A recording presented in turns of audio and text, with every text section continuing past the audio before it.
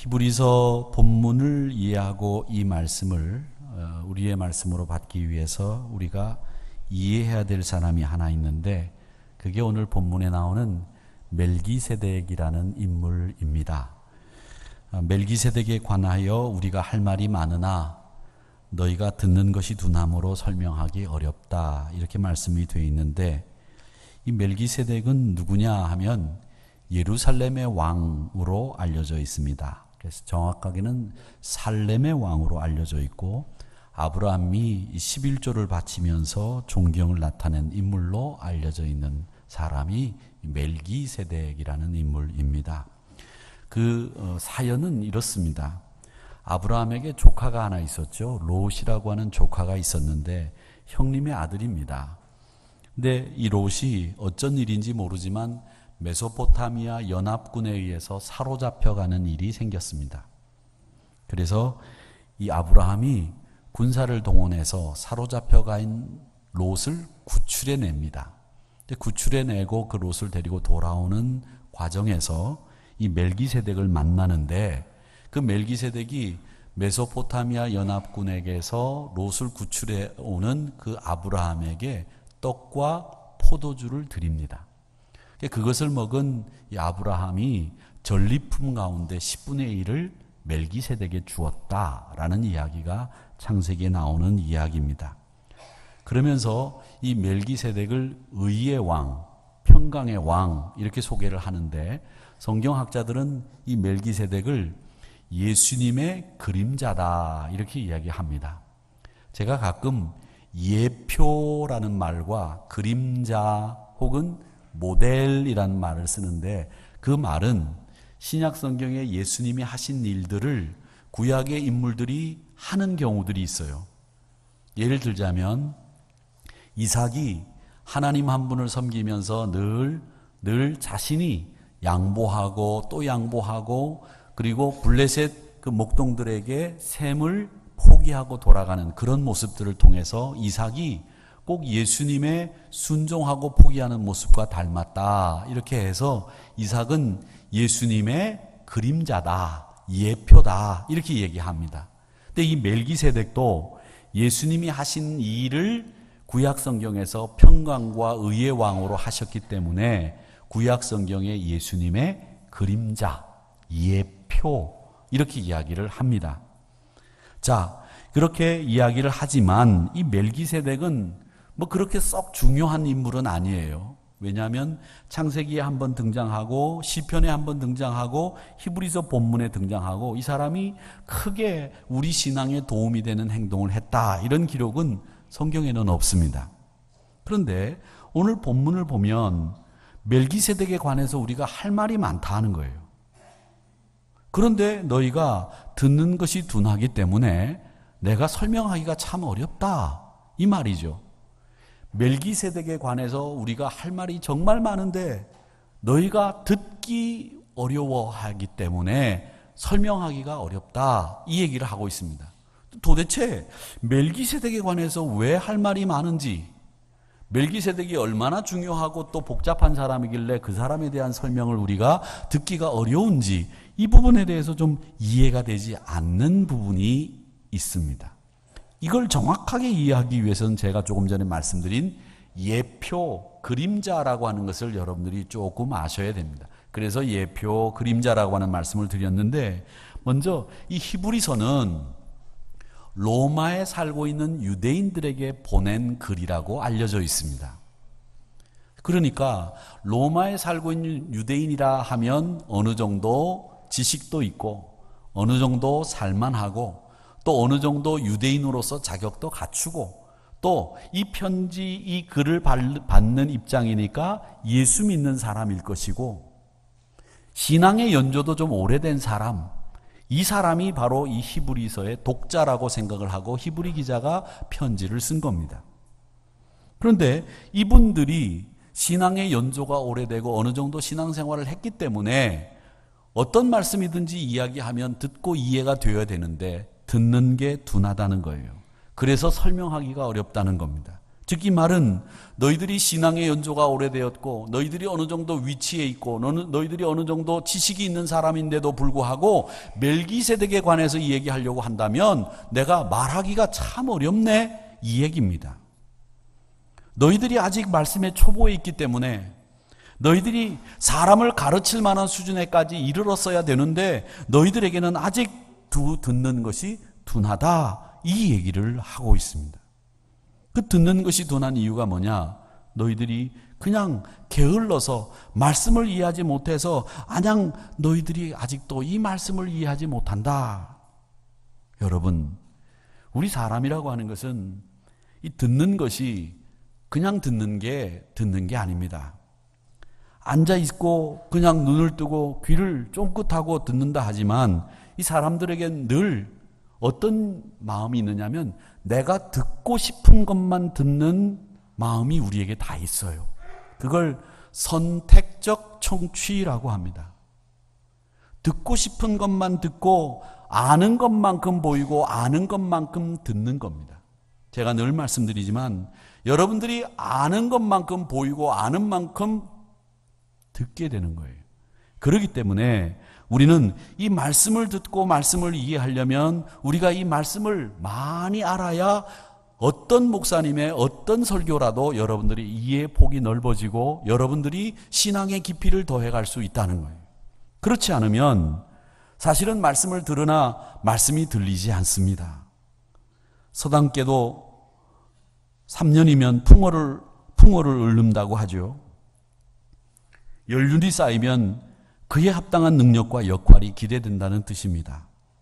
여러분 운전을 처음 배우실 때 기억나시는지 모르겠습니다만 아직도 운전을 못하시는 분들도 계시지만 저는 늘 그런 얘기를 합니다. 운전하는 게 자전거 타는 것보다 훨씬 더 쉽습니다. 그런데 제 친구 아버님이 대한항공 기장이셨는데 그분은 또 뭐라고 그러시냐면 비행기 조종하는 것보다 자동차 모는 게 훨씬 더 어렵대요. 그래서 이 세상에서 제일 쉬운 게 뭐냐면 비행기 모는 거. 그 다음에 제일 어려운 게 뭐냐 하면 자전거 타는 거. 그 다음에 중간이 운전하는 거래요. 믿어지지 않는 얼굴 표정으로 여러분들이 지금 저를 보시는데 그건 제가 하는 말이 아니라 파일럿인 그분이 얘기하신 거예요. 자동차 운전하는 것보다 비행기 운전하는 게 더 쉽다는 건 그분 얘기고 우리 입장에서는 그렇지 않죠. 근데 여러분 운전을 처음 하실 때 어떠셨습니까? 운전을 처음 할 때는 모든 것이 서툴지 않습니까? 저는 처음 운전을 할 때 몸무게가 3kg가 빠지더라고요. 얼마나 신경을 많이 썼는지 말이죠. 다이어트 하고 싶은 분들은 운전 배우시면 됩니다. 근데 그 처음 운전을 할 때는 서툴기 때문에 뒤에다가 초보 운전이라고 하는 딱지를 붙이고 다니지 않습니까? 요즘은 애교스러운 표현들이 많이 있더라고요. 직진만 3일째 뭐 이런 표도 이렇게 딱지를 붙이고 다니고 또 그 다음에 제가 제일 우습게 본 것은 저도 제가 무서워요 이렇게 돼 있는 그 표를 이렇게 딱지를 붙이고 다니는 분들을 보는데 여러분 그러다가 어느 순간이 되면 능숙하게 운전할 수 있게 됩니다. 그러면 초보 운전에 딱지를 떼는 거죠. 신앙생활도 그렇습니다. 처음에는 못 모르고 다니지만 신앙생활을 하면서 자꾸 좋은 모습으로 변모되죠. 그런데 아무리 신앙생활을 오래 해도 연조가 길어도 설교만으로 여러분들의 신앙이 성장한다고 보기는 어렵습니다. 그래서 평상시에 성경을 읽으십시오. 그래서 주보에 성경 일독을 여러분들에게 실어드리는 거고 성경 공부반을 운영하는 것이고 이런 것을 통해서 여러분들이 설교 시간에 더 풍성한 은혜를 누릴 수 있도록 만들어드리기 위해서 프로그램들을 굴리고 있는 거예요. 근데 이런 성경 이해가 없으면 듣는 일에도 우리는 우둔해질 수밖에 없습니다. 이게 바로 오늘 이 글을 봐야 되는 로마에 사는 유대인들의 형편이었습니다. 가르쳐야 되는데, 가르칠 수 있어야 되는데 믿음의 초보의 단계에 이르러 있었다는 거예요. 근데 오늘 본문을 보면 5장을 우리가 같이 읽었는데 이 5장의 11절에서부터 14절 말씀을 세심하게 읽는 분들은 좀 이상하다 느끼실 거예요. 왜냐하면 이 5장은 그 앞에 4장 14절에 큰 표제어가 큰 대제사장이신 예수라고 되어 있습니다.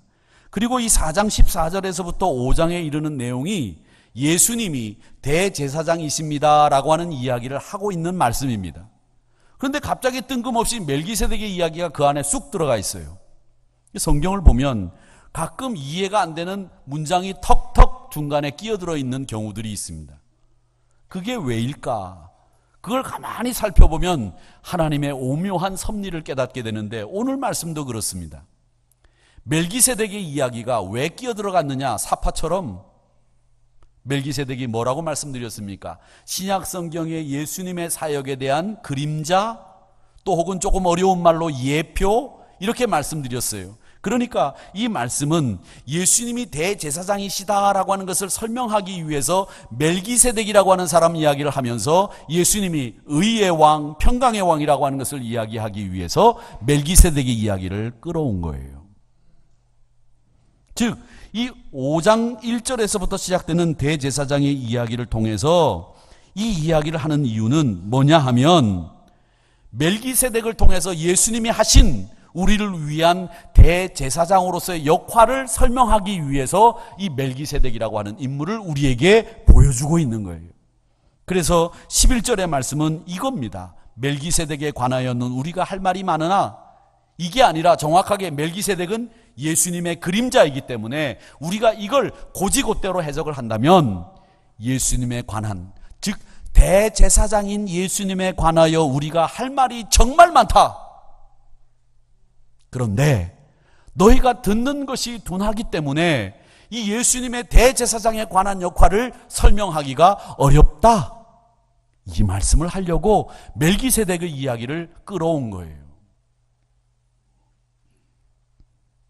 그러면서 12절에서 뭐라고 말씀하시는가 하면 너희들이 예수 믿은 지 오래되었는데 마땅히 너희들이 선생님이 되어야 되는데 아직도 너희가 하나님의 말씀에 대해서 초보의 단계에 이르러 누구의 가르침을 받아야 될 그럴 처지이니 단단한 음식을 먹어야 되는데도 먹지 못하고 아직도 젖이나 먹어야 될 자가 되어 있다. 이 말씀을 12절에서 이야기를 하고 있는 겁니다. 대제사장이신 예수 그리스도, 그분에 관해서 우리가 너무 할 말이 많은데, 그리고 오묘한 복음의 비밀이 많은데 너희들이 들어도 둔하여 이해하지 못하니 설명하기가 어렵다. 왜 너희들이 아직도 믿음의 초보의 단계에 있어서 누구의 가르침을 받아야 되느냐? 가르쳐야 될 선생이 돼 있어야 되는데 이 말씀을 하시고 있는 겁니다. 안타까운 마음에 로마에 있는 유대인들을 향해서 이 말씀을 히브리 기자는 말씀하고 있습니다. 자, 그렇다면 여러분 믿음이 자란다고 할 때 도대체 믿음이 자라는 것은 어떤 모양일까? 여러분 믿음이 자라는 것을 여러분 보셨습니까? 아이들을 키우면 자라는 게 눈에 보여요. 저는 여자아이들만 키워서 이 자라는 게 잘 보이지 않았는데 남자아이들을 키우는 선배 목사님이나 후배 목사님들의 얘기를 들어보면 이 남자아이들은 이 크는 게 보인대요. 하루가 다르게. 근데 선배 목사님이 그러시는데 남자아이들을 키울 때 중고등학교 다닐 땐 말이죠. 빵을 마트에 가서 2만 원, 만 원에 막 그 모닝빵 같은 거 20개 들어있는 빵을 사가지고 오면 하루면 다 먹는데요. 그리고 1.5리터 우유를 우리로 얘기해서 원샷 한 번에 다 먹는데요. 저희는 우유 한 컵도 이걸 한 번에 숨도 안 쉬고 먹기가 어려운데 그 1.5리터 우유를 한 번에 다 먹는데요. 그렇게 먹으면 그 아이 키가 하루에 2cm, 3cm씩 크고 1년에 15cm, 20cm씩 큰대요. 괜찮습니다. 핸드폰을 들고도 어디 있는지 모르는 그런 판에 핸드폰이 진동으로 돼 있는지 벨로 돼 있는지 우리가 어떻게 알아요? 울리면 그냥 울리는가 보다 하시면 돼요. 아시겠습니까? 괜찮습니다. 그렇게 크는 거예요. 근데 그게 눈에 보이거든요. 먹는 게 다르거든요. 그러면 큽니다. 여러분 신앙생활도 마찬가지예요. 먹는 게 달라야 크는 거예요. 뭘 먹습니까? 하나님의 말씀을 먹어야 크겠죠. 그런데 우리 믿음이 어떻게 자라느냐?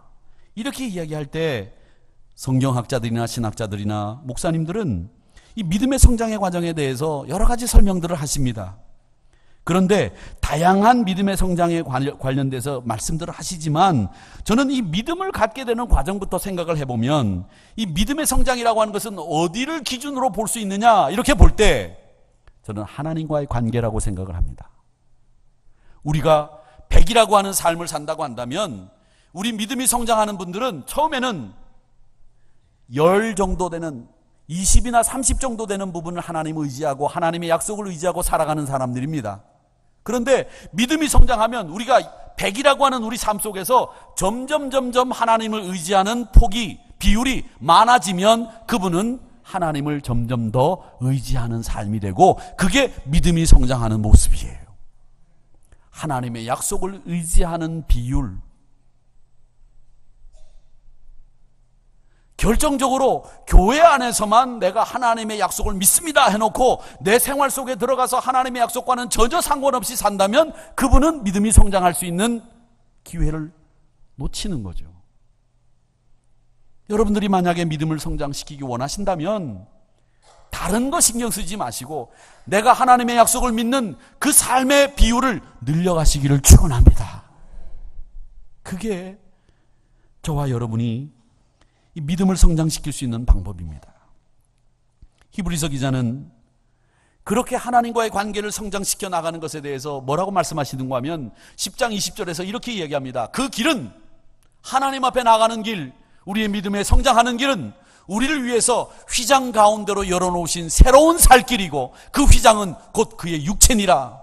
즉 예수님의 육체가 십자가에 매달려 찢어지심으로 휘장이 찢어졌고 그 찢어진 그 사이로 우리의 살 길이 하나님께로 나가는 길이 생겼다. 그 말씀을 하시고 있는 거예요.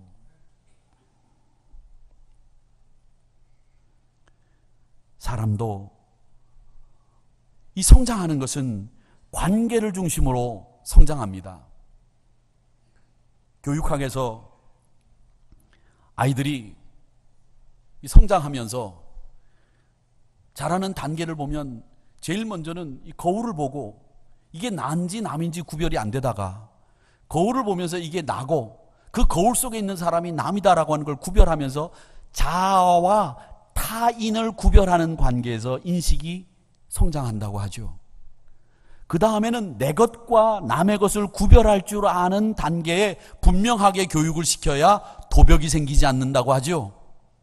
내 것과 남의 것을 구별하는 인지 발달이 생기면서 이 아이들이 자기 소유와 남의 것을 존중하는 마음들이 생겨나가면서 이 성장한다고 합니다. 관계 속에서 성장하는 거예요. 처음에는 어머니라고 하는 품 속에서 어머니와의 관계만 가지고 인간관계를 맺다가 타인과 관계를 맺으면서 정상적으로 사람이 성장하는 거죠. 요즘 취업을 하기 위해서 청년들이 쓰는 자소서라고 하는 게 있습니다. 자소서는 요즘 젊은 사람들이 다 말을 줄여서 하잖아요. 자소서, 자기소개서를 자소서라고 합니다. 근데 이 자소서에 제일 먼저 등장하는 게 뭐냐면 사람의 성장 과정이 제일 먼저 등장합니다. 이 말은 뭐냐면 성장 과정은 그 사람의 인생을 좌우한다는 말이 됩니다. 기업들이 사람을 채용하는 데에서 제일 먼저 알고 싶어 하는 것이 그 사람의 성장 과정을 제일 먼저 알고 싶어 합니다.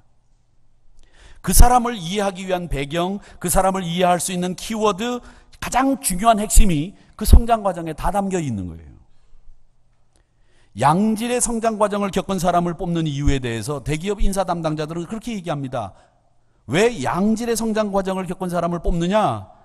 회사의 관계에 대해서 양질의 성장 과정을 거친 사람들은 어려운 일을 당하거나 멋진 일을 만났을 때에 그 사람들의 태도는 항상 원만하고 무난한 인격으로 관계 형성에 무리가 없는 사람으로 처신한다는 거예요. 그게 양질의 성장 과정을 겪은 사람들이 갖는 인격이라는 거예요. 양질의 성장 과정이라는 분이 뭐냐면 부잣집에서 태어나서 좋은 교육, 명문대학을 나와서 양질의 성장 과정이 아니에요. 가난해도 부모 사랑받고 다른 사람들의 관심 속에서 정상적인 교육을 받고 자란 사람이 양질의 성장 과정을 겪은 사람이죠.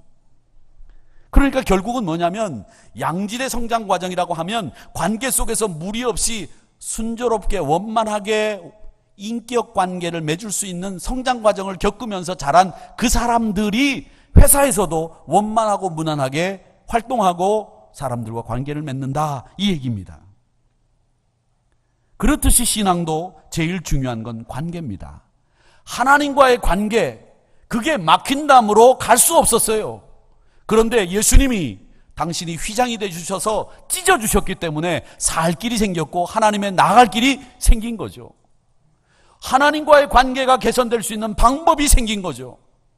그래서 신앙의 성장도 하나님과의 관계에서 우리가 성장한다고 하는 것을 배우게 되는 겁니다. 오늘 이사야서 45장 20절 말씀은 오늘 읽지 않았습니다마는 이사야서 45장 20절 말씀에 보면 그 이하의 말씀들이 우리 믿음의 성장이 이루어지는 단계를 설명하고 있습니다. 제일 먼저 믿음이 성장하는 단계는 하나님 앞에 나아가는 단계입니다. 너희는 모여오라, 함께 가까이 나오라, 이 말씀이 20절에 나옵니다. 저는 자주 가끔 저희가 가지고 있는 이 성경이 개역 개정 성경입니다.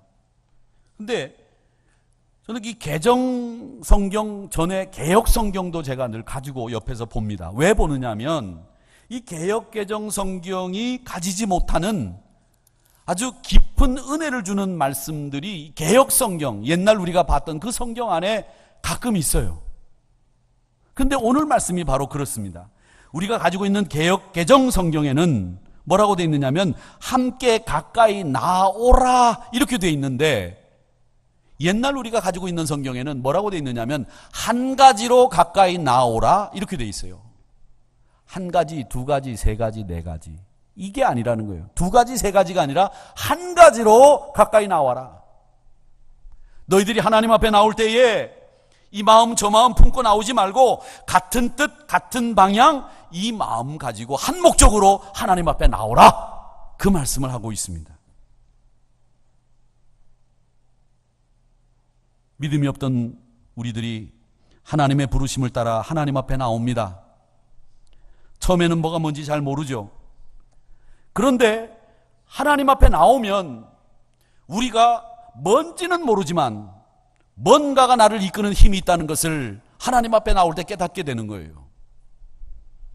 하나님이 나는 보이지 않지만 뭔가를 모르지만 그 힘으로 나를 이끌고 계시다는 것을 깨닫게 됩니다. 그리고 신앙생활 하면서 내가 내 삶을 뒤돌아보면 하나님의 간섭이 눈에 보이기 시작해요. 정말 놀랍습니다. 그래서 예배 현장에 나오게 되고 가끔은 기도도 하고 싶어지는 마음이 생기고 하나님의 말씀을 들으며 감동이 생기고 전에는 모르던 그런 세계가 눈에 보이기 시작합니다. 그리고 도망치고 싶은 두려운 마음도 생기는데, 근데 예배를 드리면, 이상하게 기도하면, 찬송하면, 말씀 들으면 평안이 자리 잡게 되고 뭔가 모르게 내 안에서 모르는 힘이 올라오는 것 같고 능력이 생기는 것 같고 하나님이 나와 함께 하신다는 것이 알지 못하지만 느껴져요. 이게 바로 하나님 앞에 나온 사람들이 체험하는 신앙의 변화입니다.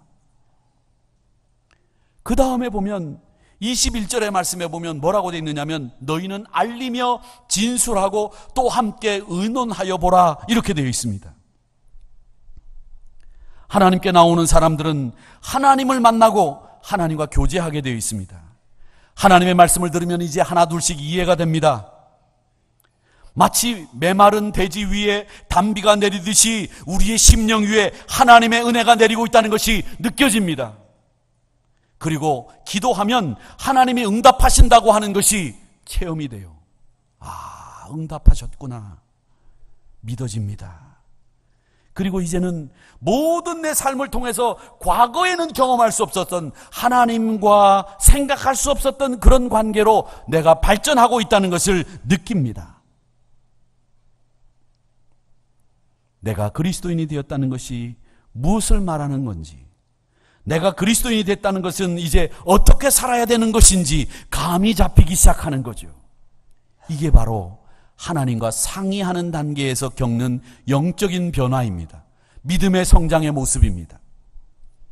그 다음에는 22절의 말씀에 보면, 이사야서 45장 22절에 보면 땅의 모든 끝이여 내게로 돌이켜 구원을 받으라고 되어 있습니다. 하나님과 교제하던 사람들이 본격적으로 하나님의 구원을 체험하고 이제는 하나님만 바라보는 믿음의 사람이 됩니다. 그 일은 다른 일이 아니라 하나님만 바라보는 거예요. 하나님만 사모하는 거예요. 세상을 바라볼 때는 이제 만족함이 예전에 있었는데 이제는 세상을 바라봐도 만족함이 없고 하나님 바라봐야 만족함이 있는 것이 깨달아지는 거예요. 그래서 로마서는 1장에서부터 11장까지는 아주 어렵고 힘든 교리가 쫙 설명이 되어 있다가 그 교리를 적용하는 생활을 이야기하는 12장에 들어와서 제일 먼저 하시는 말씀이 뭐냐? 이렇게 얘기합니다. 너희는 이 세대를 본받지 말아라. 마음을 새롭게 해야 된다. 변화를 받아야 된다. 그리고 하나님의 선하시고 기뻐하시고 온전한 뜻이 무엇인지 분별하도록 해라. 그 말씀이 제일 먼저 등장하는 거예요. 왜? 여러분들이 구원을 체험했다면, 여러분들이 하나님 앞에 나왔다고 한다면, 여러분이 믿음이 성장한다고 한다면 우리에게 제일 중요한 것이 뭐냐? 하나님이 기뻐하시고 온전하시고 선하신 그 뜻을 분별하는 일이 제일 중요하다. 이 세대를 본받지 마라. 변화를 받아라. 이 말씀을 하시고 있는 겁니다. 결국은 뭐냐? 내 중심으로 사는 것이 아니라 하나님 중심으로 사는 삶으로 변해간다라고 하는 것을 말씀해 주시고 있습니다. 사랑하는 성도 여러분, 하나님 중심의 삶을 살기를 축원합니다. 축원합니다. 이사야서 40장 31절에 우리가 오늘 결단의 찬송으로 부를 그 내용입니다. 그렇게 하나님 한 분만을 바라보며 살 때에 여호와를 앙망하는 자가 새 힘을 얻으리니 독수리가 날개치며 올라감 같을 것이고 다른 박질하여도 곤비하지 아니하겠고 걸어가도 피곤치 않는다. 저는 이 말씀에서 제일 중요한 게 뭐냐? 새 힘이에요. 새 힘. 왜 새 힘이 중요한지 아세요? 여호와를 앙망하는 사람은 옛날에 잃어버렸던 힘을 찾는 게 아니에요. 여호와를 앙망하는 사람들은 내가 찾고 싶은 내 힘, 과거에 내가 가지고 있던 힘을 얻는 게 아니라 새 힘을 얻는 거예요. 새 힘.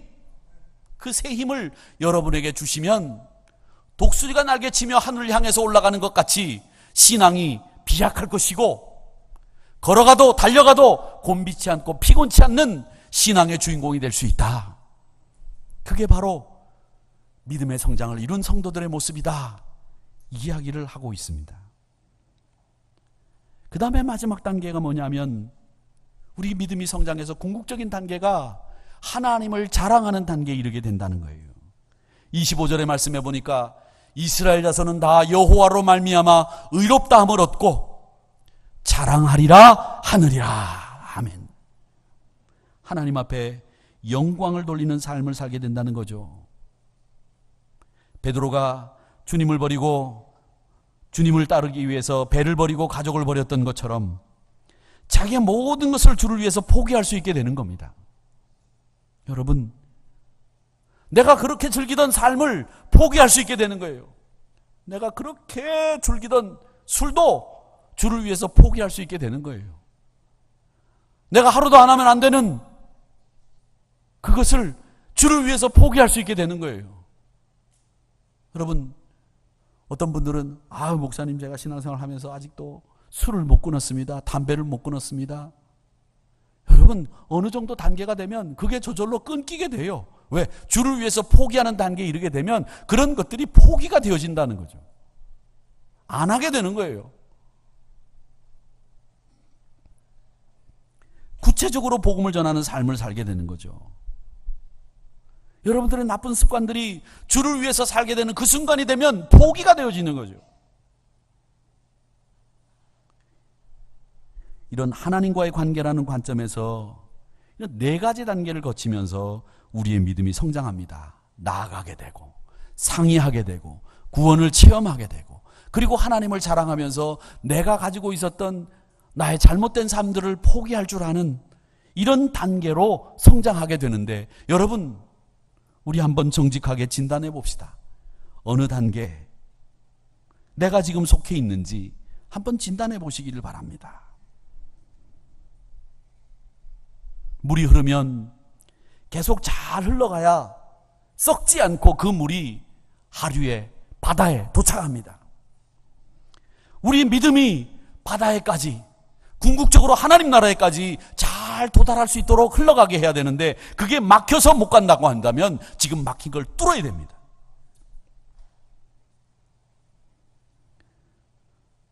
목사들이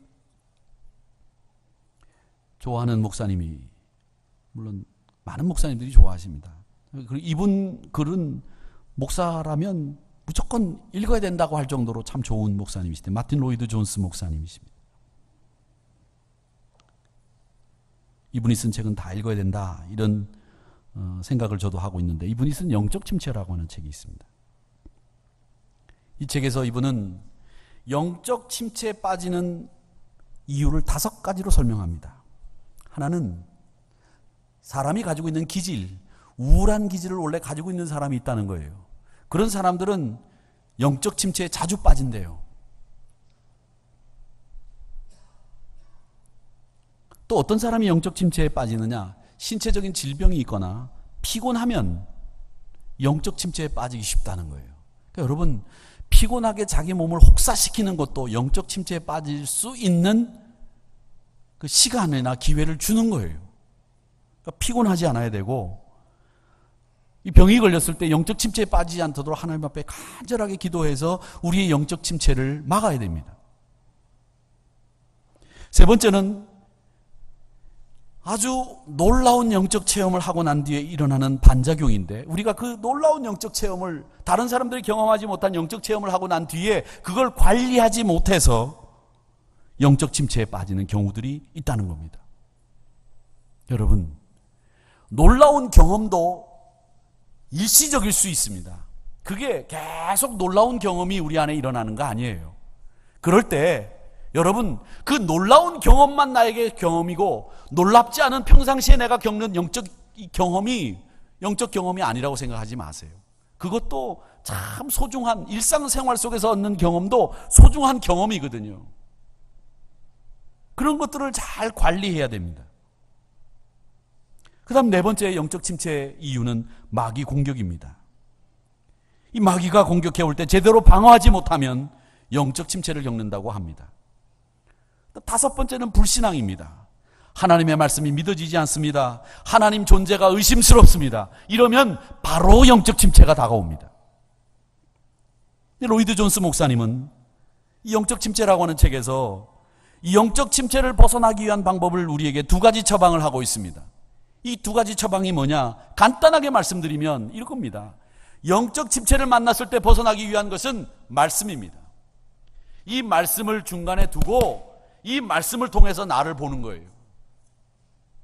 말씀을 통해서 나를 보면 내 안에 왜 영적인 침체가 일어났는지 보인다는 거예요. 그리고 이 말씀을 통해서 하나님을 바라보게 되면 하나님을 더 깊이 알 수 있게 되는 순간 우리가 영적 침체에서 벗어날 수 있다는 거예요.